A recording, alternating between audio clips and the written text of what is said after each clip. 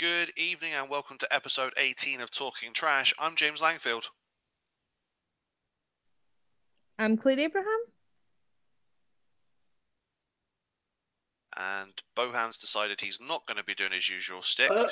I was waiting for last. No, That's my usual.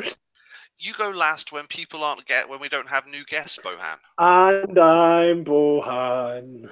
Thank you very much. And joining us this evening is a brand new member of the Talking Trash podcast family, and she is joining us all the way from next to me on the balcony. It's my wife, Kirsty Langfield.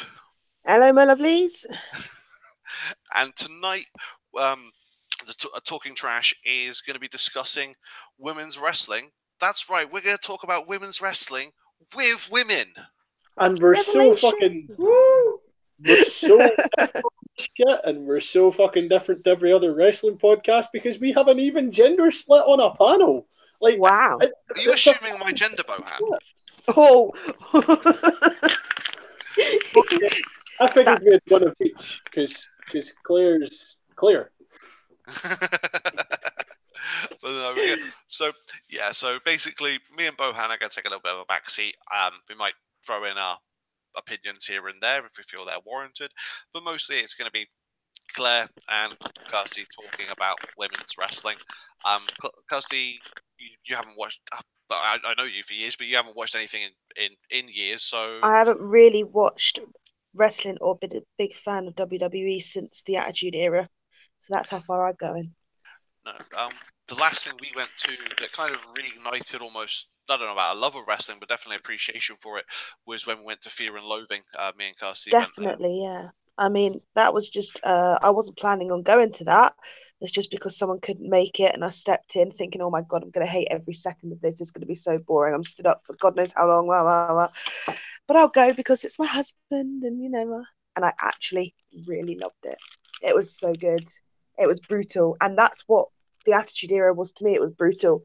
And this was on the same sort of plane as that. And I really bloody enjoyed the whole thing. Do you know, I don't think on the podcast I've ever kind of talked about my kind of like wrestling history, but it's funny, it's probably very similar to yours, Kirsty. Yeah. I used to watch it every weekend when I was a kid, probably up until like the start of high school, and then I kind of fell away from it. And that's about the same as me, actually, yeah. And I stopped watching, and when I got together with Bohan still loved it, and I was like, I'm not really interested anymore. And he took me to a show in Kilmarnock, and that show in Kilmarnock just sparked it all back off again, and I just totally fell in love with it all over again. I haven't quite got to the fall in love with it all over again thing, but because I'm so far behind. But I do enjoy it occasionally. I've got to be in the right mood. No, and so like I said, our topic today mainly is women's wrestling. So, okay, so given that kind of what Kirsty hasn't watched a lot since the kind of the Attitude Era, Claire's a little bit more up to date. But would you say that compared to how we see how women have been portrayed in the wrestling business, that we have come on as far as we should, we're at the right place that we should be right now? Or do you feel there's a lot more work to be done? Or do you feel that we're progressing kind of and we'll get there eventually? I think it's a lot better than it was.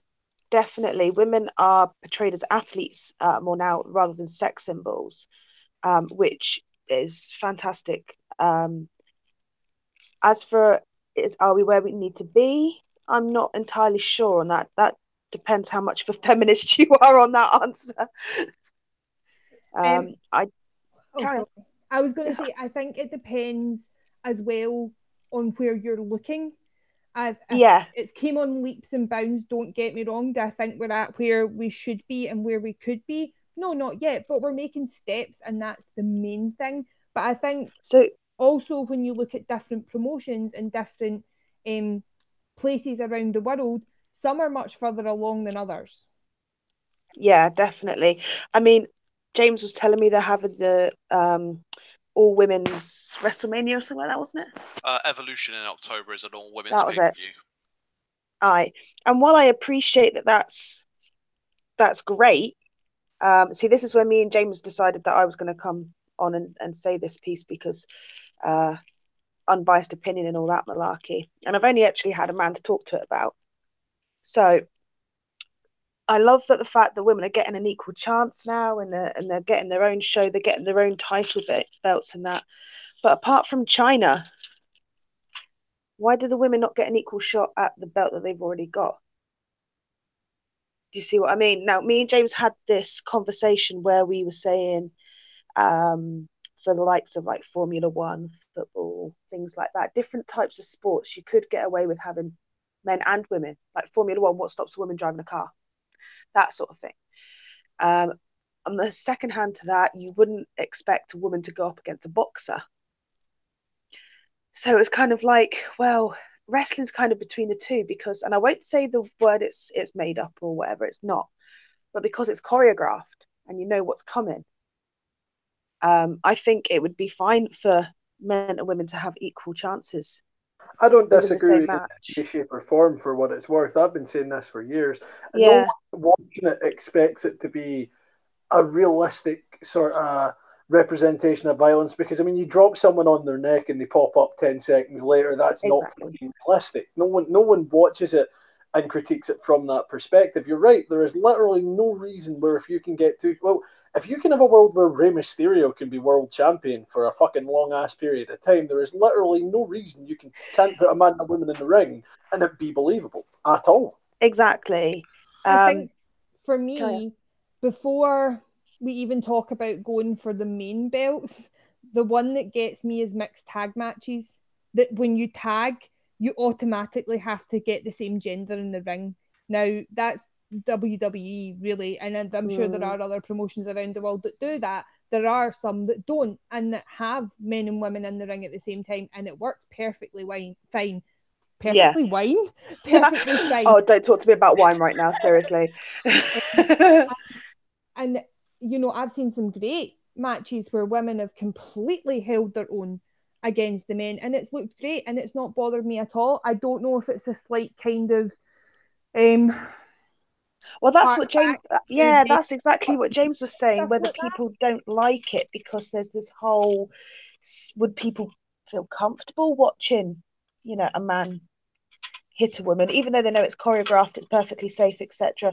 Would it put people off? That was James's argument to that. I honestly think that's where the problem with it lies. That's where I think it is. But having seen those matches myself, they're great, and I don't see any reason why we shouldn't have them. If we want an equal playing field, then we want an equal playing field. Exactly. This is what we want. So why not listen to us?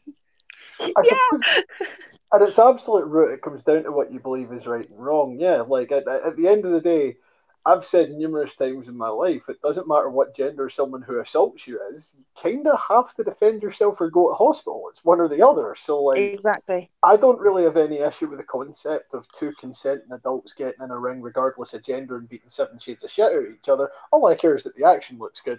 That might make me a sadist, but that's always been my belief. Okay, so my not my argument, but my question to that is: so we're talking about women's wrestling and equal opportunities. But if say for example, you know, Ronda Rousey, she's made the transition from UFC to WWE. If she had legitimately, you know, thought that she had a shot against someone like Conor McGregor or even Floyd, would you have been comfortable seeing them have a legitimate fight against each other if the guy was down for having the fight, or you know, she was comfortable in having that match, that legitimate fight herself? I'm thinking that would be fine as long as they were equally matched, like you do in boxing anyway. Yeah, you have your weight classes and things like that. So I think if they were equally matched, then why not? From a scientific perspective, I don't know how hard the logistics would be, and if there's going to be like sort of weight differential that you have to account for to begin with.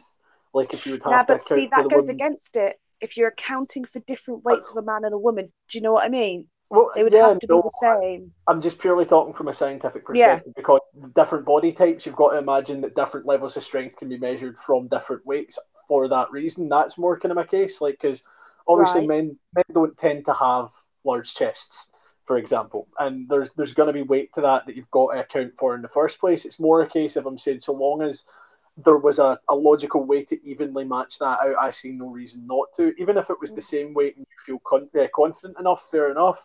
I'm just talking from a purely logistical perspective. I don't know how much difficult that would be to actually arrange as a shoot fight. But when we're not talking about a shoot fight, there's no reason not to. But even as a shoot fight, I'd be happy so long as both competitors are happy with the pre-agreed rule set. That's up to them. I'd have no issue watching it. Claire, I think the what best. would you say about a shoot? Sorry, Kirsty, to interrupt. Carry on. What would you say about a shoot fight between a man and a woman? I think if both competitors want to take part and you can, do, weight classifications like you already do, and there's no real, as Bohan said, the scientificness behind it, there are things to take into account. But if you can overcome those and both competitors want to take part, then I don't see why not. Like, I really don't see a reason why not. No. Other than the viewpoint that harks back to archaic things of a man shouldn't touch a woman sort of viewpoint. But I think we should be well past that. If two fighters want to get in the ring with each other, why should gender matter? Exactly. I agree with you. I suppose violence is a lot like sex. It comes down to the one question that sex should always come down to as well, and that's consent. At the end of the day, so long as you've got two adults who are happy with the situation they're in and they're prepared to do it, it's none of anyone else's fucking business, realistically. And to force any viewpoint on that seems redundant to me. It's definitely between the two athletes, definitely. And like you said, it does all come down to consent. But me playing devil's advocate here, what would happen if the man won? Would he be celebrated, or would he be put down because, you know what, you've beaten up a girl? Again, and then on the other side of that, if the woman won, would he be put down even more because he lost against a woman? And she'd be made the hard one. Do you know what I mean? That is all cultural, but I think that relates to the wrestling as well. I think that's a lot of reasons why there's still, although women are getting a better chance within the wrestling, having their own show and not being so much sex idols and that now, it does come down to that as well. Like, do you know what I mean? Around that though is to normalise it as well. Like, I don't know that how it would be reacted to initially is necessarily as important as how it would be reacted to in the longer term. You know what I mean? Because like women's wrestling was originally seen as a sideshow. The only time in history that women's wrestling has really well and truly been taken anything like as seriously as we've gotten to as a point was during World War II, when there were no men to put on the shows. It's sad that that's reality, but when you look at how she's lauded for her career that she had, most of that career took place in the sort of early to mid 40s, in the middle of a series where there just weren't men available to book on cards. And it became such a respected sport. And then after the war, they stopped putting women on and it fell by the wayside. But for that period of time, women's sport was regarded so much more seriously than it was after. It's a lot of it's down to exposure, to be honest. If you don't see it, you don't regard it as normal. But if you see it and it constantly happens, it's kind of hard not to. Yeah, no, I totally get that. No, and so obviously we've got Evolution coming up in October. We've had a women's Royal Rumble, the first ever women's Royal Rumble. We've had women's Money in the Bank matches, a women's Elimination Chamber match. I think that having these women's matches is a fantastic thing, but it does almost seem like it's almost knee-jerky. It's like, well, the men have this match, we better give it to the women. The men have this match, we better give it to the women. And I can understand, the women need to have the equal opportunities, but it does harken back to Kirsty. If we're giving them equal opportunities in terms of the match types that they're having, then they need to be able to be having equal opportunities in terms of the fact that of the opportunities for those belts. So, I mean, you do have the mismatches. I mean, before she left, you had Awesome Kong, and now you've got Nia Jax. A lot of the time, there is a big size difference in terms of the strength and the ability of Nia Jax compared to people like Charlotte Flair, Alexa Bliss, and that sort of thing. I think that the women who feel that they are as good, or if not better than the men, should be allowed to challenge for the opportunities if they want. If like China, Intercontinental Champion before, I don't see any reason why a woman, so Carmella had the Money in the Bank briefcase, whoever takes it next time why couldn't, say, if Becky Lynch had it, Becky Lynch comes out and cashes in for the WWE Championship. It just says that the Money in the Bank contract is for a World Championship match. It doesn't specify which one, which in my eyes would be a brilliant way of writing that in terms of normalizing it, that they took the letter of the law, that it was a World Championship match, picked the World Championship they wanted, and now you've got a woman as a World Heavyweight Champion or the WWE Champion. That would work really well. But on this other hand of that, you would have to then let the men challenge for the women's belts. I mean, really, I think what you would have to lead to is not gendering the belts, essentially. That would be the road you have to go down. I think you're kind of right about the knee-jerky feeling of giving the women all these matches that the men have previously had, but I think that's because they're trying to get over that. And I think until they've been running for a couple of years and until those matches become normal, it is kind of going to feel, it was always at the start going to feel like they're just giving them to the women because the men have had them because they've never given them to the women before. And you have to get over that hump of that feeling until it's normal. But I definitely think the idea of them cashing in, especially like while you've still got the men's belt and the women's belt, secondary titles, fair game. Like why couldn't, you know, they be any competitor at all? I think it would be a great thing to do, and it really feels like that is the only true way to progress this fairly and equally. Yeah, definitely. I mean, James, you were telling me that ICW's got one of the lasses going up against your favourite person in the world, Lionheart. Oh God, no, we're not going down the route of me trashing Lionheart. We did it once. No, we're not going down that route. But the point is, there is a female wrestler. It's Kaylee Ray. Who was it? I can't remember. Kaylee Ray's going up against Lionheart at Fear and Loathing, I do believe. And she's one of the females in ICW who's got right in there with the men's matches and been right on top of them and looked great in amongst all the men. Is Kaylee Ray still part of the I agree with that. I've only seen it once. No, I mean, Kaylee Ray is fantastic. I mean, she's on World of Sport Wrestling. She had a really good match, you know, for the World of Sport Women's Championship. She is the first ever World of Sport Wrestling Women's Champion. So that's pretty good as well. I mean, Kirsty hasn't watched any World of Sport. What did you think of World of Sport in terms of the women's side of things, Claire? I actually haven't watched any of the new stuff that's came up. I saw brief clips and I saw the kind of lineup for that match, and so you've just spoiled the outcome for me, James. So sorry. I thought because Bohan was talking to us about it last time, I thought you would have watched it with him. So I am so sorry. No, that was a bit more for us to go out and do shit. It was. I said to her before, though. I said it was going to go on Kaylee Ray because it seemed the most obvious option. As sad as this is, I hate the fact that these words are going to come out my mouth, but it's topical on the kind of topic we're talking here. I looked at it and I went, it should be Viper. Viper is hands down the single best woman I've ever seen, but they're not going to put it on Viper because this is promoted by the kind of people who write shit like Love Island. I knew full well that Viper was in there almost as a token entrant, and that made me so sad to watch as well. And I really wanted Viper to win because I absolutely adore the girl, and I kind of thought from a kind of new-ish promotion that's managed to get it, well, they've brought it back, obviously, but, you know, it's just starting to get on telly again.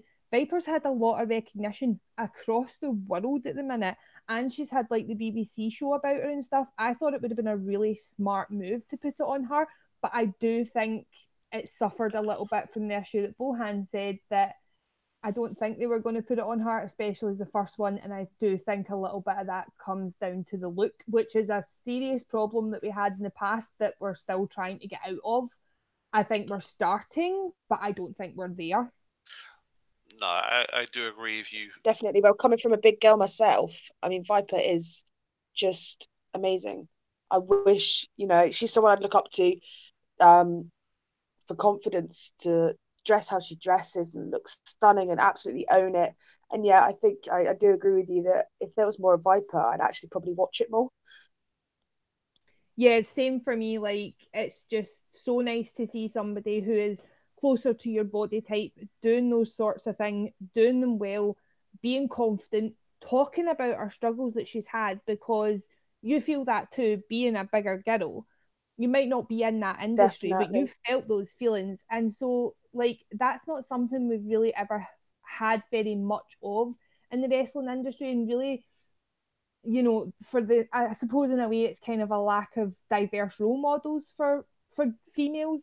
The guys have loads of different kind of, more so I think the guys did suffer from it as well, you know, the muscly, tall built stereotype, but they've diversed quite a lot in recent years as well, and they kind of have all those different people who can look up to, and women really didn't have that and still kind of don't. There's still very few diverse body types, especially within women's wrestling, for young girls and older females to look up to. And it is definitely a problem that we still are dealing with.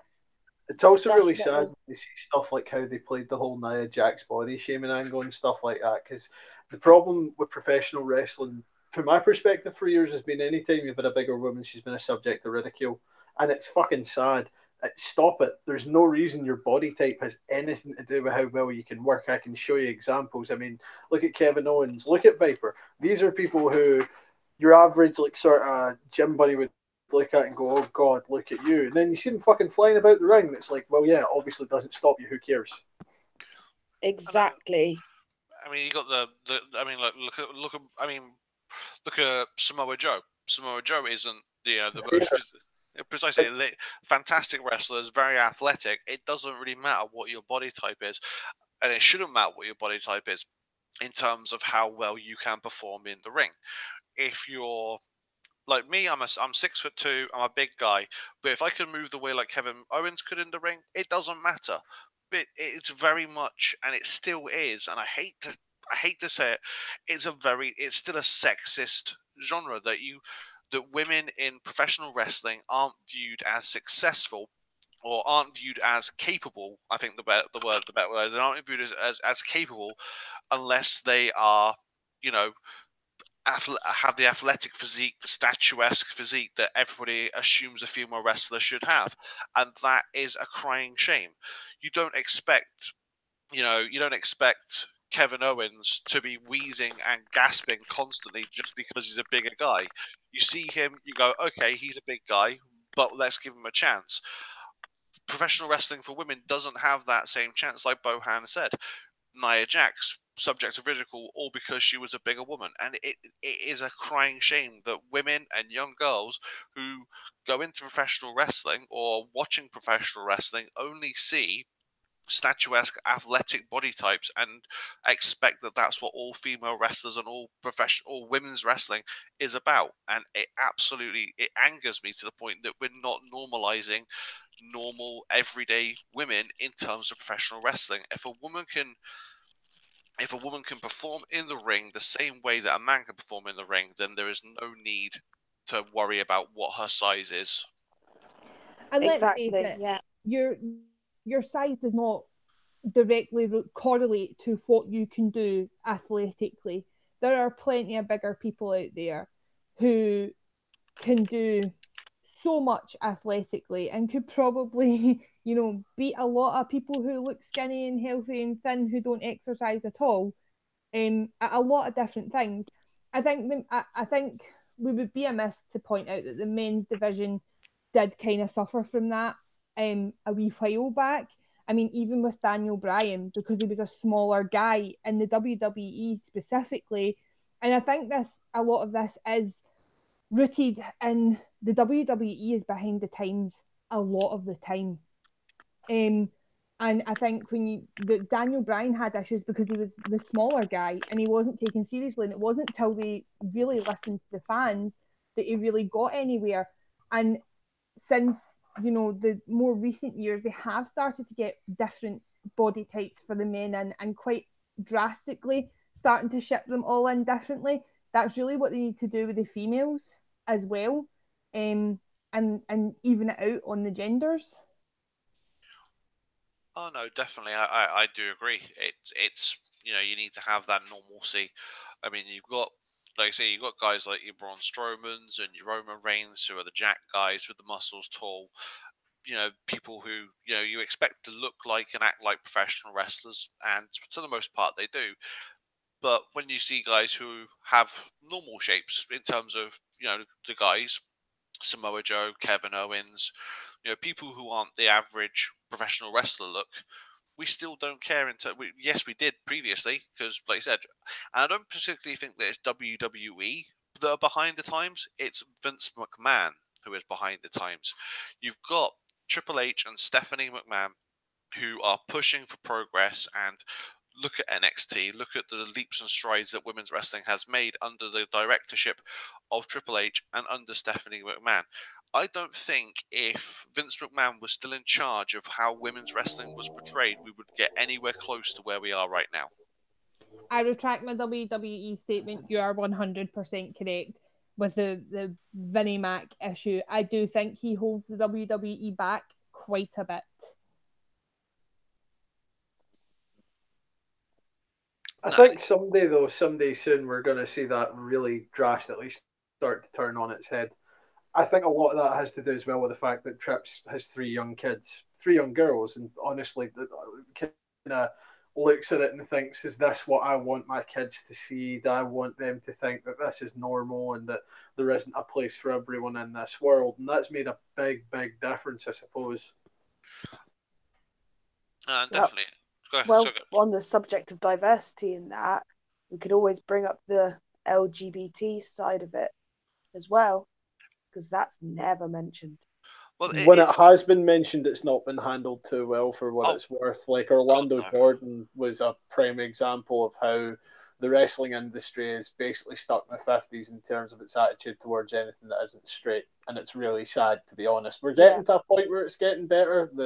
The little bits where it has been mentioned with Darren Young have been handled tastefully, surprisingly, but it's one of those things where for that to normalise, it'll take a bit of time. It's going to take time for that to balance out, because certain attitudes in the industry have to die out. Because you've got to remember, a lot of guys have to come through small promotions and stuff to get noticed in the first place. If you're born in like Texas in the deep south and you're wrestling in front of those like little crowds, there are some real stereotype gimmicks that exist, and it's real sad to see. That has to die out before even at the upper levels we can get to the point, because why would you suffer through 5-6 years of people shouting homophobic, racial, like sort of size-based slurs, any of that stuff, to get to that stage? It's just not worth it for your own mental health. What do you think, Kirsty? Yeah, I totally get that, and it has got to be hard on the athlete as well. Just, I don't know. It just seems with WWE anyway, anything that is slightly taboo is taken as a joke. Anything like that. What was his name?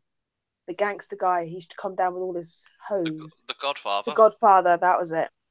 I mean, I used to, when I was younger, obviously, a lot younger when The Godfather was about, I used to look at that and think that was cool. You grow up, you learn about it, and you think, Jesus Christ, that actually really wasn't any good. No, you know? They were glorifying. It was the glorification of a fucking pimp. Exactly, and I think, I don't know. I just find anything that's, women's wrestling, gender equality, everything like that. It's if it's an awkward subject to talk about, they make a joke out of it. Does that make sense? Oh yeah, definitely.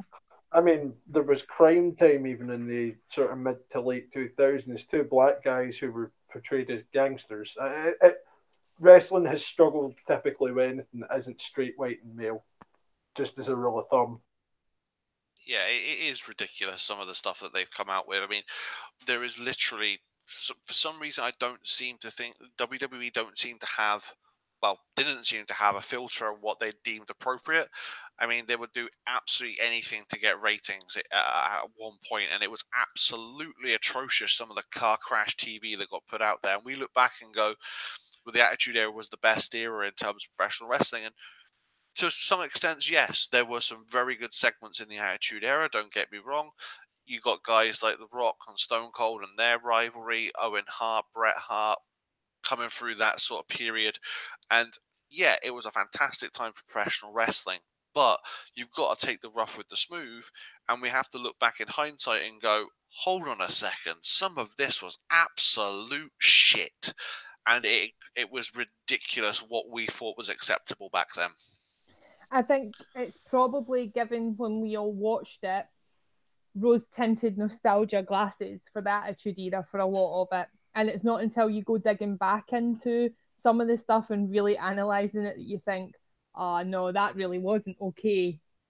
Like, as a kid, I remember watching Goldust come out with Luna with fucking, like, lead on him and a full, like, sort of bondage gear and stuff like that. And I remember watching that. And see, now as an adult looking back at that, I kind of think to myself, well, yeah, you played that for laughs, but that's belittling what quite a few people really are into. It feels kind of, looking back at it, almost sort of like a sad joke. I mean, like, because at the end of the day, the older, like, you get, I suppose not everyone does, but the older I get, I feel like the more open-minded I get. Like, it's one of those things that I watch, I see now, and I just kind of think to myself, well, why did you feel the need to do that? Like, this was your idea of weird and kinky, but, like, that's what someone's genuinely into. That's what they're into. What happens between two adults is up to them again. But, like, it's real weird to look back and see how they've handled so many different subgroups poorly. No, it really has been. I mean, we're not going off on a tangent, but it does all harken back to the fact that WWE handle, well, WWE, not per se all of WWE. There are some people who probably write very tasteful, very well thought out segments, promos, storylines. But ultimately, all of this gets run through the filter that is Vince McMahon. And for all intents and purposes, Vince McMahon has the sense of humor that I had when I was 17 years old and thought that poop gags were still funny. That's because they are. Sometimes poop gags are funny, but not all the time. Sometimes it's funny, to make that sort of thing. But Vince McMahon has such a sophomoric sense of humor that I think if he had his way, we would still have divas. I think you're probably right there. I mean, we were talking about this the other night before I came on here, and just running through some things we're going to say. And one of the things I remember is Mae Young releasing the puppies, and that was laughable and that was okay. Actually, looking at it at my age now, especially with the experience I have working in care homes and seeing people's grandmas and that really wasn't okay. Okay, she might have been okay to do it, but I don't know. That really wasn't a good time. But at the time, you look at it and you laugh, and it's shock value, and I think that's a lot maybe of what goes on in Vince's head. How can we get the next shock value thing in? Or you have to watch this, they're doing this about this, it's a bit close to the edge sort of thing. And maybe that's what he plays it for, more for shock value than anything else. But yeah, Mae Young at that age doing that, you'd think, I mean, kudos to the woman to do it and have the confidence to do it. But you just think, you know what, that's what you think is acceptable for yourself. It's not teaching anyone, especially the younger people that watch it, kids and that, because it's not teaching them how to respect themselves and respect other people, and especially to respect women and how they present themselves. I mean, talking about like that, not teaching people the kind of right values and stuff, is one thing I find absolutely laughable. Is you get the WWE doing these "Don't be a bully, be a star" adverts, and then coming out with storylines like the one with Nia Jax and Alexa Bliss, clear bullying and body shaming. Like, really, you're going to, like, how can you possibly tie those two together? That you're doing these campaigns called "Don't be a bully, be a star," and yet you're writing a bullying storyline, and not even in a good way, like in a bad way. It's because they go through the whole loophole that these performers don't. That the whole be a star thing is those people. They're the people. Yes, they're the face of the company, but at that point, they're not their wrestling characters. They're people using their wrestling names at that time. They're not portraying their roles. They're off screen. So when it comes to being on screen, they can get around the whole. We did a bullying storyline, but we've got an anti-bullying campaign by going but they weren't playing their roles when we were doing that campaign. They're playing their roles now. Unfortunately, though, like Santa and the Easter Bunny, kayfabe exists for children. Yeah, I was just about to say exact same. As rational adults, we get that. And, as rational adults, it's quite nice that kayfabe's dead because, we can talk about not just what we want to happen in the ring, but we can talk about what the writers do and all the backstage stuff and why we think they're going to plan it differently. It adds another level to our discussions and our enjoyment. But for children, they don't quite know that yet. And unless you want to be the parent who goes, Roman Reigns and John Cena aren't really real, and this is planned and it's just a TV show and they're not actually, and ruin it for your child like Santa and stuff like that, then they don't have that knowledge that there's a difference. I think. Yeah, definitely. I'm pretty sure. I mean, forgive me if I'm wrong, but Grace, I took Grace to a couple of shows, like ones in Kilmarnock and on air, and her eyes are a little bit open, so she knows that this stuff is made to look like it hurts more than it does, and she sort of knows that it's not 100% real. I haven't fully opened her eyes to it and going, actually, those two guys are really good friends, but she's kind of seen it a couple of times when I've taken her to a show and we were walking back out, and I think they'd had a match against each other, but there was Jack, Jester, Bram, and another guy just walking up the street in air, and I got a photo with them, and she didn't say anything about it, like, oh, these guys were bad guys a minute ago, and now they're taking my photo. It was just, I think her eyes are a little bit open to the business, but not completely, so she can still enjoy it at that age for what it is. But it all does harken back to the fact that, yes, kayfabe is dead, and we can discuss this, and we can talk about, matches being choreographed, outcomes being predetermined, but we all love the suspension of disbelief. We're all professional wrestling fans. We all have our eyes pretty much wide open to what goes on. We don't know the ins and outs of what's written, what's said, this, that, and the other. But in terms of the ins and outs of a match, and it is choreographed, it is predetermined, we still suspend our disbelief and we still get excited when somebody wins or somebody loses because we don't know the outcome. The guys in the ring know the outcome, but we don't, and we can then buy into the fact that these guys are having a match against each other and treat it as a legitimate contest, even though it isn't.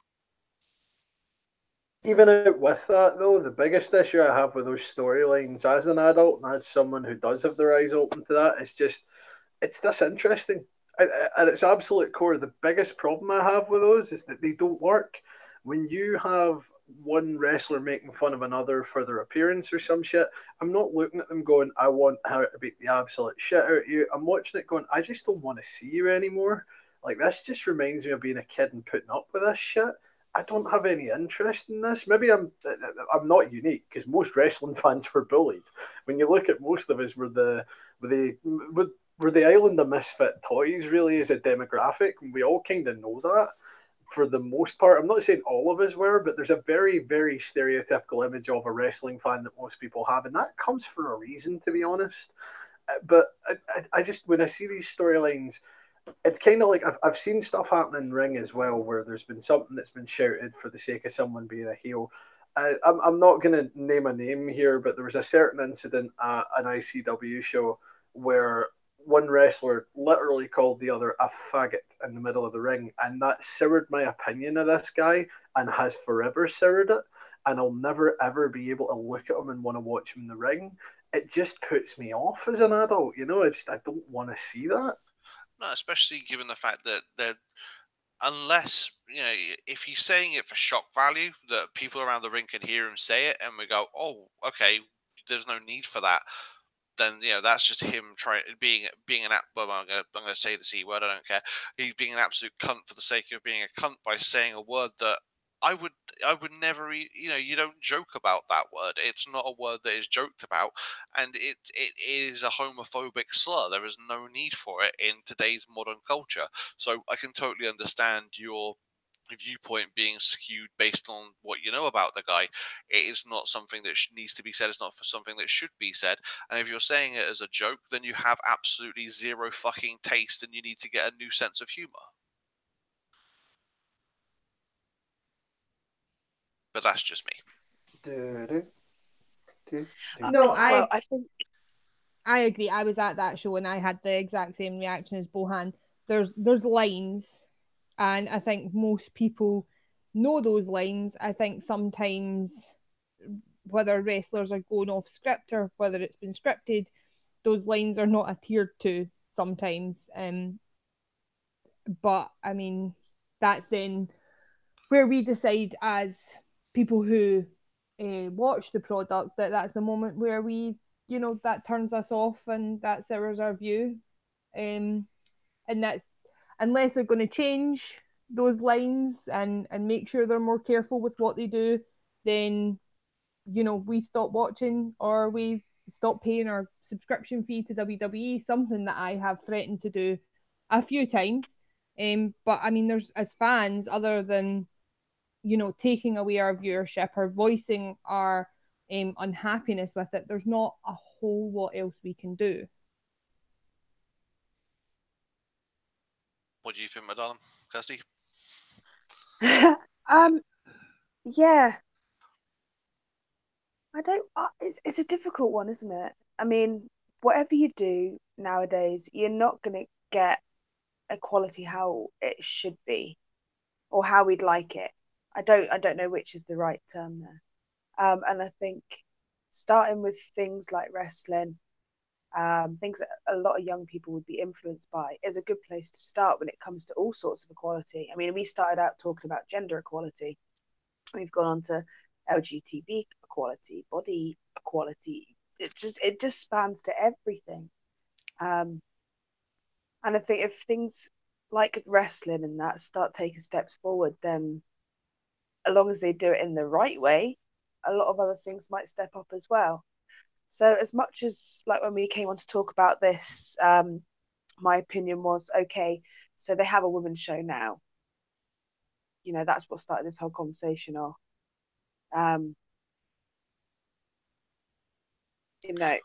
So it's kind of gone on to other things, and I think all of which are important, obviously, but it's going to take time. I'm sure Bohan was saying, it's all stemmed from 1952, so where are we getting?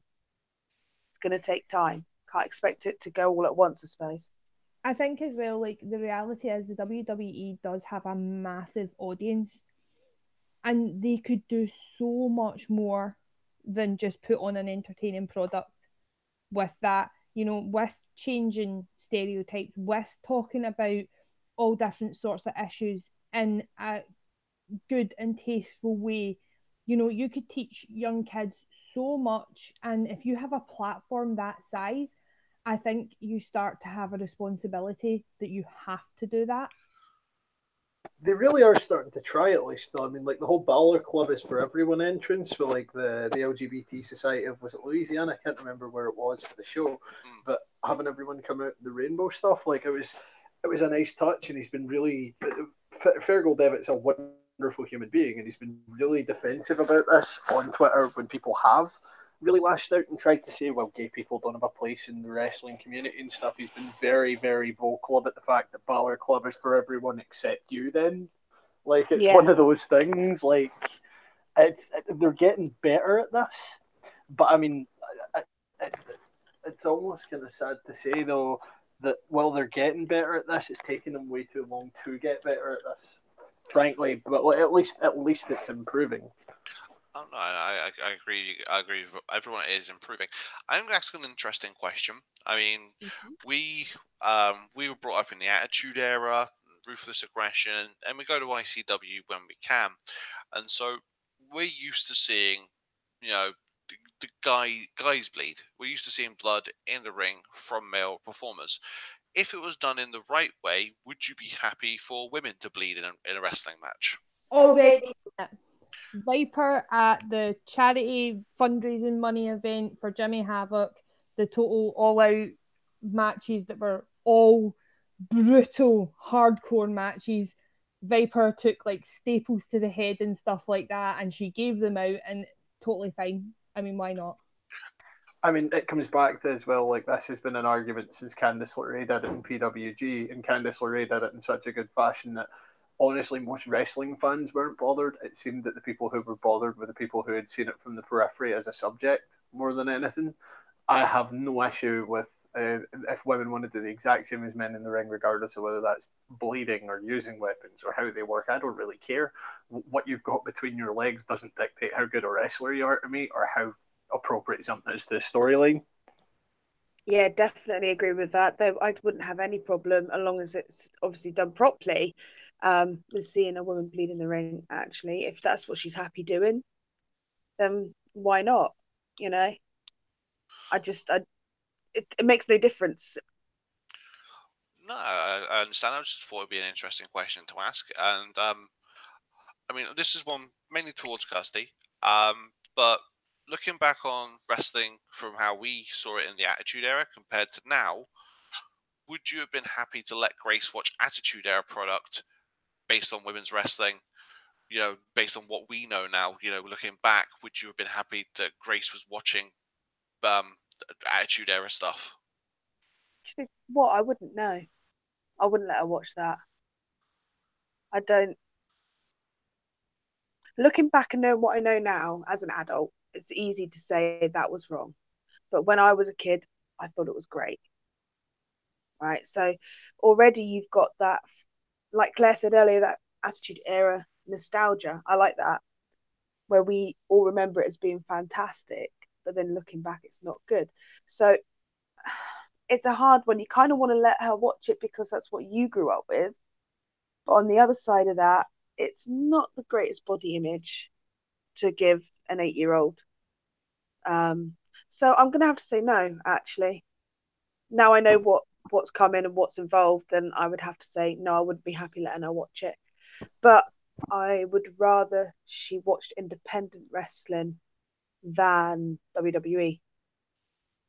I believe that's probably the fairest thing anyone can say about it as well, because there's no reason you can't have her watch stuff like Joshi and stuff in New Japan, like where, well, less so New Japan, because New Japan doesn't promote a lot of women's stuff, but like DDT and stuff like that in Japan, they've really got this dialed in a way that we just don't have in the Western world. But like, even when you look at independent promotions, there's fierce females in Glasgow where you can take her and she can see a whole female card with all the people she usually sees, and it's great. It really is, especially if you get the opportunity to go and do it out back, because they just take you up the stairs. It's a little venue. There's not a lot of people there, but it's a great show. It's very well put together. Chris Saint MC'd it when we saw it. I don't know if he still does, but like, it's fantastic. There's so many products out there that you can really show kids, especially female kids, where they're going to get a much better message than what they'll get off the big machine that is the WWE at this stage. No, so I mean, I'm not up on a massive a lot of the indies. I keep my ear and look at the WWE results and occasionally check out what's going on. So obviously Bohan and Claire will be more kind of a little bit more up to speed, but obviously NJPW not so much. But based on the content that you were watching, were kind of obviously they're kind of getting there in terms of pretty much overtaking Impact and what they're doing. How are ROH coming along in terms of their women's kind of roster? They've really tried with Women of Honor. They've really tried to push women's wrestling in a serious way, in a way that the WWE doesn't. But we're still at a stage where it almost feels like a sideshow with Ring of Honor. They're working on it.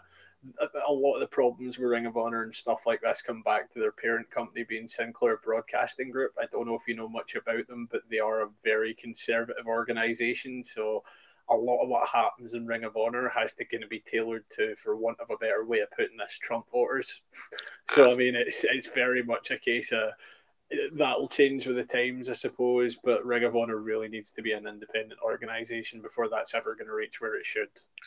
Hopefully, it can do it at some point.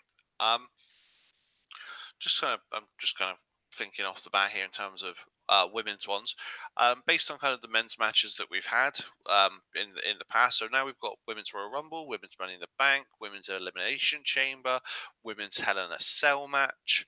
Are there any gimmick matches that men have had previously that you would like to see women get a shot at? If we're gonna go full equality here, barbed wire no rope women's death hell match. It's happened in Japan anyway, so who cares? But like the point is, if you're gonna, my argument would always be that there is no one perfect gimmick for it. There's no one perfect sort of gimmick match that you could really be here. What I'd like to see is a place where whatever gets picked fits the storyline and nothing holds it back, regardless of attitudes, personally. Claire? I mean, really, I agree with Bohan, sort of joke answer here. But I mean, the men had to go through some hellish matches, and if we want true equality, we should really have to walk through those fires too. So I mean, really, we should be having anything on a pole matches. We should really be getting Russo in to write some matches because I mean, if we want true equality, we have to go through what the men went through. I mean, anything on a pole, get somebody on a forklift. You know, that was Judy Bagwell. That was true equality. It was the woman that was on the forklift. well, we should get a guy up there next time for a women's match. Or you should have, men have to go in, I don't know, a boxer shorts match. Yes, there we go. That's not much different, though, is it? A couple of men, a kiddie pool full of gravy. Yeah. Me, that's my kind of thing. Like, I'm all for equality. Like, me and Bohan watch a lot of like kind of skateboarding and BMX and like the Vans skate park and the X Games and stuff like that as well. And I'm like, the Monster Energy girls, come on, guys. I'm like, you don't have to get rid of the Monster Energy girls. Just give some Monster Energy guys as well. Like, I mean, it's the same with UFC and ring girls. Don't get rid of the ring girls. Just introduce some ring guys. I'm not bothered if they're getting paid and they want to do that job and it makes them money. Good, but equality. Get guys in there too. I really want to see that because I just want to hear Dana White go, and our ring card assistant tonight is Fabio. Just look at that package. No, personally, I was thinking, like, in terms of gimmick matches, you've got stuff like Inferno matches, Buried Alive matches, casket matches, stuff that the Undertaker was known for, but ones that you don't always hear about that women haven't done yet would be interesting. So, like you said, stuff on a pole. I mean, we don't need Russo back. There's no need for that. But I would like to see stuff like have a women's Buried Alive match would be an interesting concept. That I think that would be an interesting match. We've had women's. I think that'd be a good place to take the Nia Jax versus Alexa Bliss feud in the end as well. Like, if you're trying to build heat on this, have Nia just want to actually kill her at this stage. Why not? That would be interesting, definitely. I just think that we've got all these matches that strap matches, just stuff that, although nobody wants. Oh God, I just remembered they did that Kennel from Hell match of Al Snow versus the Big Boss Man. Oh, and all the cute puppies who wouldn't behave. Yeah, that was such a bad match. Supposed to be ferocious dogs that unfortunately they made friends with before the match, and so we're just cutie pies around the ring. Yep. Oh, that's a good one. Defecate and fornicate. At that point, it became a little awkward to watch, but yeah. No, definitely. So I mean, so we've got women's wrestling. We were talking about that, and we do have a lot of women ring announcers, and most of the time you have women, they're the backstage interviewers. Renee Young has been making leaps and bounds, and she was a commentator on NXT for a while. I think there should be a space for a woman as a lead commentator on one of the main shows. I think that, we've seen that women can do a fantastic job in commentary. They should give a woman a chance to be on commentary on a main show, I think. 100%. And I think Renee is fantastic. I love her. I think she does a really good job, and I think she could potentially be a really good fit. But also, I mean, at least they kind of got Lita in for the Mae Young, although I have to say she wasn't great. But there are women, but that's the same. There's men commentators who aren't great. So I mean, that's just the person. Who was it who called him John Hardy? Oh God, I don't know. Yeah, I can't remember the name of the bloke, but he'd worked previously for ESPN or some shit. Like, he was a serious sport commentator. Yep. And they got him in, and he just had no respect for what he was doing at all. I mean, called Jeff Hardy John Hardy. No, it was Jeff Harvey. Oh, Jeff Harvey, that was it. Yeah, it's one of those things as well. Like, why isn't there a space for a woman to be a commentator? At the end of the day, how can anyone be worse than Byron Saxton? We've had so much worse. Oh yeah, I mean, looking back at it, Jerry the King Lawler's commentary during any sort of women's match was so sexist. It was unbelievable. It's painful to watch. As an adult, I really have a strong dislike for Jerry the King Lawler the older I get. And also, a lot of the time with Booker T, you just think, Booker, what are you talking about? Shucky ducky quack quack. I think as well along those lines of like female commentators and stuff, we now have one whole female ref. I think we should get some more female refs in there, and I think if the men are reffing women's matches, then the women should be also reffing men's matches. She does. Definitely, actually. That's something we haven't really thought about, is it? We've been talking about the athletes and everything else, and then you're bringing up the commentators and now the referees. Yeah, that is something that I hadn't actually thought about. She has reffed a few men's matches, and she seems just genuinely to have a better air about her of control of situations going on around her than what Drake or anyone else does. I'd be more than willing to have another 4 in if they're going to seem like they actually have control of things, because honestly, male refs at this stage just kind of seem bumbling and unnecessary. Zipper down. You have till 5. 1, 2, 3, 4. 4.5. 4 3/4. I'm telling you, man, if you don't let him go, I'm going to disqualify you. I'm serious this time. I'm going to do it. Oh, man. No, seriously, it's so true, though. it really is. And especially, I don't know. Do you reckon referees are awake to the situation, or do they know? Do they know this? Do they know the outcome, and so they have to make sure the right guy wins, or do you reckon they just call it straight? Because I would much rather have a referee call it straight and have no idea who was going to win, just to make sure that those two guys in the ring were on top of their game. I think it just depends on the match, doesn't it? I think they know, because I think they also keep them on time. I think they give them a little shout to say you've got like 2 minutes left to wrap it up and stuff like that. So I think they potentially know, but I think they only find out like going through the curtain. See, I wouldn't mind if they've got an earpiece. I would fine, if the guy was telling them, keeping them up to date with the time. I would still not keep the finish from. I would still keep the finish from the ref, just so he can call it. That way, it still make sure the guys are on their game. And if the wrong guy wins, and then it wasn't the referee's fault, it was the guys in the ring who completely fucked up. So if you keep the referee in the dark, other than the timing of the match, you make sure that those guys are on their game and they're not relying on the referee to make the right call. An answer to your question, though, it's very much down to who it is refereeing, because some of the older school guys like Charles Robinson will willingly let a mistake go for the sake of the product seeming intact. But newer guys tend to be a lot less willing to fuck up the finish of a match or anything. I suppose that's got a lot to do with tenure and your likelihood of getting sacked as well, though. Like, who's going to fire Shady Nate? No one's going to fire Lil Nate, because what are we going to do without him? He is the senior referee at this point. Precisely. He is the guy every time I see him, I'm like, it's Shady Nate. You can remember the time when you knew a referee's name? Now nobody knows the referee's name, really. I know Drake's, just purely because I've saw so much of Drake through CZW and other places. Precisely, but in terms of other referees, other than Charles Robinson, what was his name? I know John Stone. Johnson. I know John Stone because John Stone's kid was involved in in Mania with Braun Strowman, though. That's the only reason I know John Stone. Oh, I think you mean El Hebnercast. El Hebner, that's it.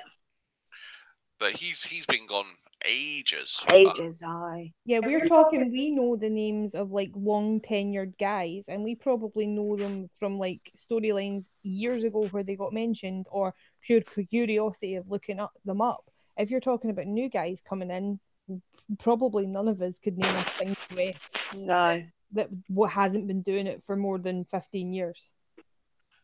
I think that's a shame, because we're within a legitimate fighting situation.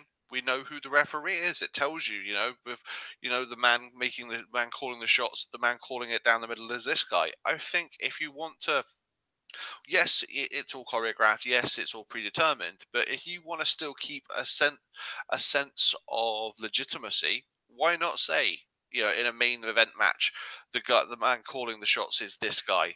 They did it a few times before, but I would like to see it more often. So we know, give a name to a referee, humanize the guy instead of being some faceless zebra.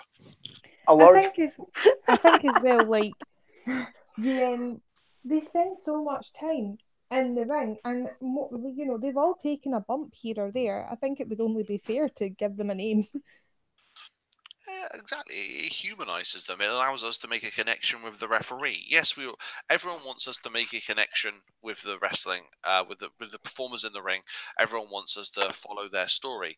But sometimes the referee is just as important in the match as the performers in there, because if the referee doesn't take a bump, or if the referee doesn't sell a bump correctly, or if the referee doesn't make the right call at the right time, some shit's going to go down that is completely unscripted. And the next thing you know, you got the writers' room hot-shotting it for the next month because the referee fucked up a call. I'd also really like to have a name to be able to shout at the telly when they start making mistakes, doing something stupid, like counting rope breaks on a match where there are no rope breaks. Oh god, I hate that so much. A large part of that, though, is WWE's unwillingness to do anything that WCW did, because WCW did used to do that. They would announce, because it was Bruce Buffer that always did the main events, it would always be the man in charge and then the referee's name. Precisely. I don't see why there's such an issue with that. Obviously, yeah, it goes back to, we don't want to look like WCW because we're better than WCW. We beat them in the ratings. Yay! It's just, WCW, I wasn't a massive WCW fan. I have to say, I didn't watch it religiously like Bohan. Bohan is the WCW expert among the Talking Trash alumni. So when it comes to WCW, if you want to know anything, ask Bohan. But it does always seem that WWE are the first people to jump down the "we kicked WCW ass." Yeah, that was like 15, 20 years ago. Nobody fucking cares anymore. Yeah, they do kind of seem to hark back to that quite a long time ago. And, a lot of the kind of younger people watching, or people who have came back to it and stuff, don't care, and probably don't remember and aren't going to go back and watch it to find out. So, move on, move with the times, keep with your storylines that you've got now.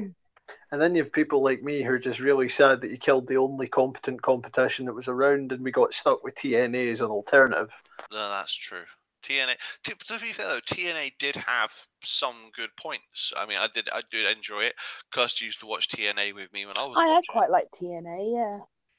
But I mean, that's when TNA had AJ Styles, and TNA had Samoa Joe and Christopher Daniels and Kazarian and Chris Sabin and every single indie guy who is now, a major star either in the WWE, in ROH, and NJPW. They had those guys on TNA, and they were drawing. They were making a little bit of money here and there. And then Hulk Hogan comes in, changes it from a 6-sided ring to a 4-sided ring, makes the god-awful decision, or someone makes a god-awful decision to take them on the road, which was never going to work. And then also made the fucking idiotic decision to put them on Monday nights head-to-head with Raw. How the fuck they thought that was going to work is beyond me, because someone was smoking crack that day. I mean, it lasted 4 days. It lasted 4 weeks, sorry, rather. It lasted like 4 shows, and then they were like, nope, back Thursday night, this was very clearly a mistake. Everyone told you this was a mistake. Come on. It really was. There was no need for it. It was like Hulk Hogan had some sort of idea going, you know what, brothers, we're going to be bigger than WWE. And everyone went, Hulk, no, we're not. Hulk Hogan just very much feels at this point like someone's grandfather got let out the care home and he's shouting racist obscenities at minorities in the street. Like, it's just, he's really gradually evolving into the stereotype of the racist old man. And it's a shame that WWE and for some god known reason, some WWE alumni seem to think that it's acceptable to have him back, including Booker T. Yeah, I heard you talking about that the other day, and that was a bit weird. Coming from I'm just praying for him to have a heart attack, and then it'll be a non-issue. Do you know, I was actually quite gutted when I heard that about Hulk Hogan. I'm not going to lie. Like, he was like, from when I can remember, he was always a wrestler. He had that cartoon and stuff and all that, and it was great. And then you find out what he's really like, like, oh man. I think the problem for me as well is the fact that this week he's obviously came out and kind of trashed the guys who have said, you've apologized, but we'll take action and we'll watch to see if your actions match up with your apology before we go leaping into, talking to you or, associating with you again. And he's kind of been really down on those guys. I think that's just, basic. Like, that has he actually apologized, or is it still the same I wouldn't have said that if I knew I was being recorded spiel? So he's arguing that wasn't what he said and that's a misrepresentation of what he said, but some of what come out of it, like, he's really confused about this because he keeps saying that a lot of what came out was right, but a lot of what came out was wrong. Which is it, mate? It can't be both. But, like, it's really sad as well to watch him try and fumble around, because he argued that the Brotherhood of Pro Wrestling entitles him to be forgiven. Nah, pal. The Brotherhood of Pro Wrestling entitles you to be shoved in the fucking nearest skip and locked in it and dumped somewhere like fucking the Ark of the Covenant at the end of Raiders, because at the end of the day, that shit would never have flown even in the late 80s. It shouldn't fly now. No, I agree with you there. I think, we were going to talk about SummerSlam. If you guys want to talk about SummerSlam, we can do. Cliff Notes version, because it's like 10:05. Let's get brief here. Okay, so main event: Brock Lesnar versus Roman Reigns. Roman Reigns wins. Yay! Yep. I don't think I'm even gonna fucking watch it. Okay. Alexa Bliss versus Ronda Rousey. Rousey wins. I hope so. Quite probably. They're really building on this at this point. They're pushing her so hard.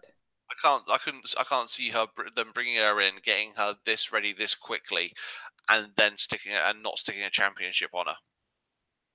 No, I think you're right. Styles versus Samoa Joe for the championship. Styles retains, or Samoa or Joe takes it. Doesn't matter who wins, I win. Cool. Kind of would be fun. Cursed?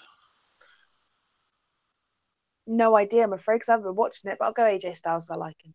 Fair enough. Bludgeon Brothers versus the New Day for the SmackDown Tag Team Championships. Bludgeon Brothers are the champions. I want New Day because I love them. The only pancakes being brought to that ring will not be the only pancakes being brought away from that ring. You reckon it's going to be a squash then, do you, Bohan? I really don't want it to be, but how else can this possibly go? That is true.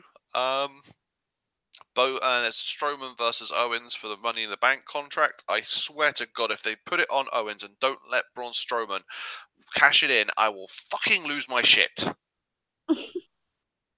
Again, it's whoever wins, I win to some degree. I'm more than happy for them to put the belt back on Owens if he gets a better run this time. Be a shame to see Strowman miss his opportunity, though. He keeps missing his opportunity. They go, look, would you like a championship? Would you like a championship? No, you can't have it. Would you like a championship? Would you like a championship, Braun? No, you can't have it. Would you like this? Would you like a contract? Would you like a contract? You can cash this in whenever you want. No, we're going to give it to Kevin now. It's like they're teasing him. It's like a little ball of yarn that Braun Strowman's batting around and can never truly grasp. Yeah, I think they've been really unfair to him, especially like how hard he's worked and how over he is. I think he really needs to keep it. Precisely, and then he can cash it in and beat the shit out of Roman Reigns, and then we'll all be happy. Instant superstar in a can. Give someone the Money in the Bank briefcase, put the belt on Roman for 30 seconds, everyone's happy whoever cashes in. Precisely. Dolph Ziggler versus Seth Rollins, IC Championship match. I could see Dolph Ziggler retaining there. If it's as good as the Iron Man match, jizz everywhere. I don't care who wins. Fair enough. Triple threat match for Women's Championship. Carmella is champion, going up against Becky Lynch and Charlotte Flair. I quite like Becky Lynch to finally get her shot. That's what I want. She's the, she's had this, she's just not had anything yet, and it's been so upsetting. She's so good. I love her. I really, really want to see her get something. Bohan? happy with however this pans out to some degree, but would really like to see it not be Charlotte. Just fatigue, absolute fatigue on her having that belt. Oh yeah, it's getting a little bit boring. I mean, it's almost their go-to. If they don't know who to put it on, we'll stick it on Charlotte. Women's John Cena. Oh, that's a shame. Imagine if the oh dear God, I just thought of something. Are they going to try and make her have the same amount of women's championships as her dad? Long term, it's probably the goal. Oh God, it is totally the goal. Oh. You just go, oh shit, she's called Charlotte Flair. She's won a ton of them. Oh my God, it's going to happen at some point. But that's going down the road. Next match up on the list here is Cedric Alexander versus Drew Gulak for the Cruiserweight Championship on the pre-show, with the stipulation that Jack Gallagher and Brian Kendrick are banned from the ringside. They're banned from the ringside, guys. We're not going to see them. My prediction is a sore face from that match. It's Drew Gulak. Yeah, of course. Well, given the fact they're banned from the ringside, I can't see how Cedric Alexander's going to lose. Surely they'll be honourable and they'll stay banned from the ringside. Or am I being naive? Oh, real strange. Okay. I just joined back in. You can join back in from the button. Okay, 1 second. I'll get Kirsty back in as well. Load it back up. Back in Hangouts. That's weird. 1 second. Let's get everyone back in. You're going to have to reinvite Claire. No worries. I'll do that as well. Apologies, people. We're having a few technical difficulties for some strange reason. I'm just re-inviting everyone back in. And there's Kirsty. Hello. I don't know what happened there. Everyone dropped out for some strange reason. We're just waiting on Claire. And there's Claire. Everyone's back in. Oh, everyone dropped out. It wasn't just me being silly then. Just me and Bohan remained for some reason. Sexist Google Hangouts kicked out all the women. Oh no, I had to rejoin. Oh, you had to rejoin, so it was just me. That's okay. No, they did kick out all the women. Yeah, but Bohan had to rejoin. Just because I'm a feminist ally doesn't mean I'm a woman. That's really sexist. I know, it's terrible. Okay, here we go. Yeah, so Cedric Alexander versus Drew Gulak. We said that Jack Gallagher and Brian Kendrick are banned from the ring, which means absolutely fuck all. Shinsuke Nakamura is defending his championship against Jeff Hardy. Jeff Hardy is walking around like a man who needs to be shot. In terms of the fact he's on a horse right now, he's so busted. He's not gonna take the belt off Shinsuke SummerSlam. No, I hope not. I really hope not. I don't see them doing it.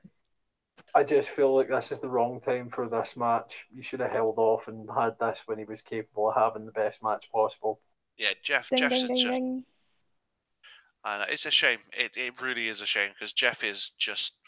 Obviously, he's a lot cleaner than he was during this TNA run and the whole match he had with Sting, which was an abomination.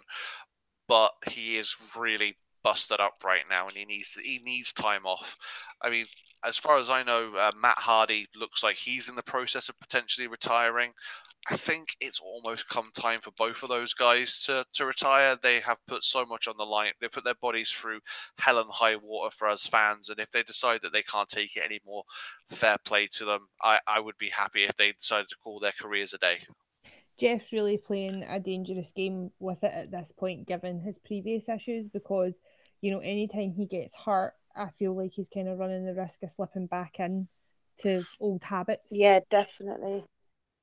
They were such high flyers as well, weren't they? As well, it wasn't like it was just little bumps. It's a career style that doesn't lend itself to longevity. I just hope he knows when to step off and we don't end up with, especially in a week where Jim the Anvil Neidhart has died. I haven't seen someone else who had those problems die in their 60s. Yeah, it's not young, but it's also not old. It's just, it's the last thing I want to see at this stage. Precisely. I think, like I said, if the Hardys both decided that our bodies can't take any more, Matt wants to spend more time and be a family man. Jeff's got kids as well. They want to spend more time with their kids. Fair play to them. I would be happy for that. And then next year the Hardys go into the Hall of Fame. I would be perfectly happy with that, because they have done so much for the wrestling. Tag team wrestling would not be where it is today without the Hardys. Exactly. Are they the only tag? Well, they're not a tag team anymore, though, are they? I was going to say, are they the only tag team still surviving from the Attitude Era? Pretty much. Edge and Christian went their separate ways. Edge had to retire. The Dudley Boys are still around in the Indies, as far as I know. But in terms of WWE, done. oh yeah, but Devon retired. Bubba Ray Dudley's still around, so they're not even a thing anymore. Grandmaster Sexay just passed away, so Too Cool aren't a thing anymore. So no, there's really not a tag team from the Attitude Era who are still around, unless you count the Brothers of Destruction. I think that's about it. And occasionally the odd, very rare D-Generation X reunion. Yeah, I think that's about it. It's the odd sort of cheap reunion nostalgia pop. That's pretty much it now. Yep. After Shinsuke Jeff, the next match on the list is Finn Balor versus Baron Corbin. That's kind of a slow burn in terms of a rivalry, so I think probably Finn will take that one. I hope he does, because I love Finn Balor, so I hope he takes that one. And I don't know what the hell is going on with Constable Corbin and his shaved head. He just looks weird. He had to do it, though. Oh yeah, he was losing his hair. I think it was better to just go. Like, there was no point in kind of cutting it a little bit. It was just easier to just get rid. Yeah. No, he really was cutting. If you look up Baron Corbin at some point, you'll see how thin he was on top, and he still decided to keep long hair. So I think the fact that he shaved it off was best for everyone, because it really was not a good look. I mean, Bray kind of managed to save it with the dreads, but there was nothing going to save that for Baron. Oh, bless. Yeah, it was bad.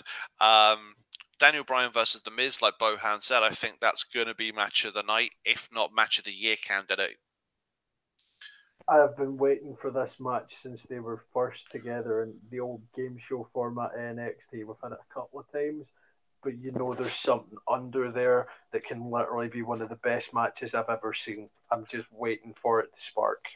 Oh, definitely. It's going to be, I think it's going to be, like you said, match of the night. Like, if it doesn't get a match of the year vote, then either WWE are blind or not enough people voted for it, because that one needs to be on match of the year. It really does. Who wins the kicks? That's what it's for. It's for custody of the kicks.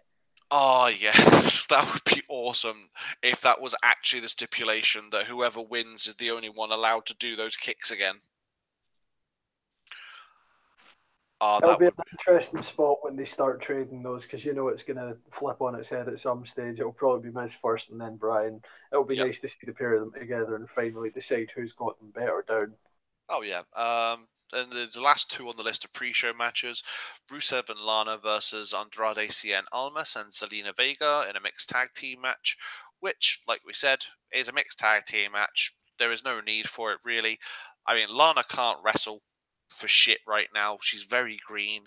She's much better as a manager than she ever will be as a wrestler, in my opinion. Zelina Vega, on the other hand, is competent at both, so I would have no problem with her in a match. But Lana just doesn't. There's no need for her to be there. She's much better as Rusev's manager. It always worked that way. And yes, they're a real life husband and wife, Rusev and Lana, so I get that whole dichotomy. But it just doesn't do anything for me. And Andrade is currently being so underused right now because he is a fantastic wrestler, and they just are dropping the ball with him. I mean, it is a shame for Andrade, and I think you're right. I think, they obviously gave Zelina time while she was the manager to kind of build her profile a little bit, and she is a good wrestler. I'm starting to get to the stage. Wrestling is not for everyone. Obviously, we all can't do it, and I'm starting to get to the stage with Lana where I'm wondering if she's ever going to progress further than where she is, because from what I understand, she is doing a lot of training. They have tried to give her matches, and she's just not getting better. It's a shame. Like I said, she would be much better suited going back to being, the ravishing Russian. But obviously, she doesn't have that accent anymore. That completely disappeared with no explanation whatsoever, just because of the fact that obviously, with kayfabe being dead, everybody sees the fact that Lana does not have a real Russian accent. It's completely put on, and she's got a full-blown American accent. Actually, that is a real accent. She grew up in Russia. Like, I know she grew up in Russia, but I mean, it's legitimate. It's as close as it's ever going to be anymore. But it's not that it's a fake accent. It's just she spent too long in the States. Yeah, but I mean, her natural speaking voice isn't her birth accent, should I say. So where she's been in America, she's developed a more Americanized accent. And so because of Total Divas and, you know, that sort of thing where she is exposed outside of the wrestling ring, then it is only going to be natural that they have to go, okay, she doesn't actually talk like that outside of a wrestling ring. So unless people, you know, it just made no sense to keep it when enough people know that she doesn't talk like that naturally. Or am I being, you know, I don't know. Yeah, I would disagree with that because it's just like being an actor and actress. Do you know what I mean? You have one character for when you're in the WWE and then you're yourself out of it. So I don't think that would have made much of a difference actually. Because you don't look at I don't know what's his name, Gerald Butler. He does all these American films now. And you don't look at him and go, oh, but I know he's really Scottish. You just take the character for what it is. I think it should be the same within the wrestling as well. To be honest, I don't know why they even bothered to give her the accent in the first place, because before she came into the WWE, she did do some acting. And I don't think she ever spoke to fans or anything like that in the Russian accent. So I don't know why they even really bothered with it. Because Vince McMahon still thinks the Cold War is relevant. Yeah, that's true. The ravishing Russian. I mean, and the fact that they decided to have Rusev originally like defect to Russia or reside in Russia. You know, he's got a Bulgarian tattoo. We know he's from Bulgaria. That whole thing that he was a Russian sympathizer was a really bad call. Yeah, I was going to bring up the tattoo, but you beat me to it. I mean, that was just, it's right there on his arm. It's not even a hidden tattoo. He wears tiny little trunks. So what was the last match? The last match on the, so we can call this, is the B Team versus the Revival for the Raw Tag Team Championship. Legitimately good enough to get me to watch part of the pre-show, I imagine. I'm really happy to see the B Team with a set of belts. Bo Dallas is my boy. I love my boy.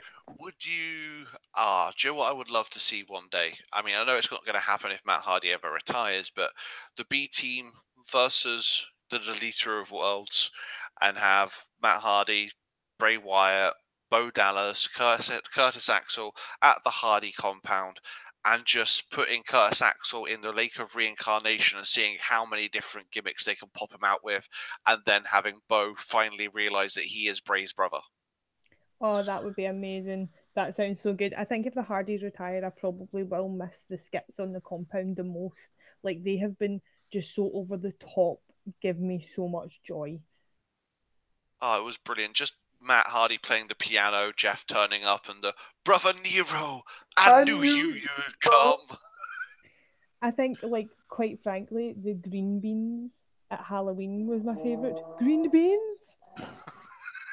Oh, it was To brilliant. very quickly quote Brooklyn Nine-Nine, by the way, Brother Nero, I knew you'd come. Title of your sex tape.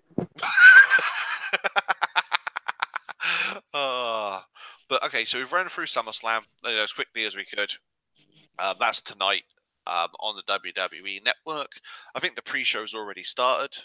I think it's either 10 or 11. I think the pre-show might have already started. If it hasn't already started, it'll be on at 11.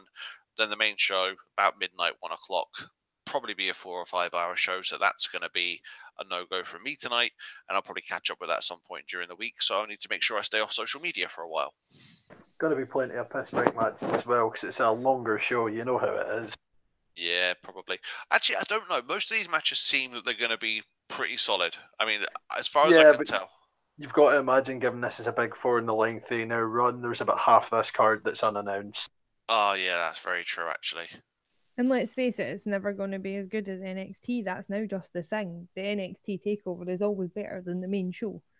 I know. It's such a shame because, I mean, I think, not to wish ill on the guy, but the sooner Vince can give the reins to Triple H, the better. I think once Triple H is running both shows, it'll be fine.